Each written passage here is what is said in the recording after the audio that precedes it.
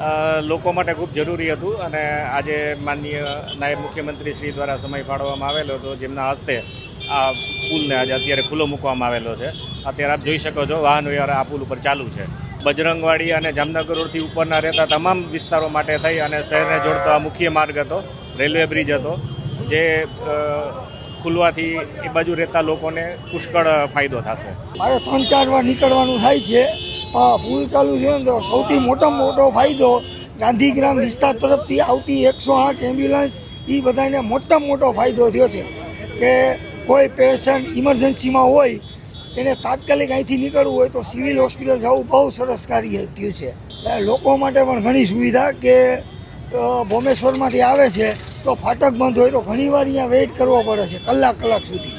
એ તો સાહેબ વાત જવા દો, એ તો જેની ભોઈ ગયો એની વેદના હોય. અને મેઇન તો મુસાફરો ઘણા હેરાન થતા હતા કે જામનગર ટાઈપથી આવતા હોય મુસાફરો, બરાબર, એને ફરીને જવું પડતું બસવાળાને. આ બહુ સારું થયું છે કે ડાયરેક્ટ આપણે સમય બચી જાય બધાયનો. હજી તો ઘણી જગ્યાએ એવી જરૂર તો છે જ.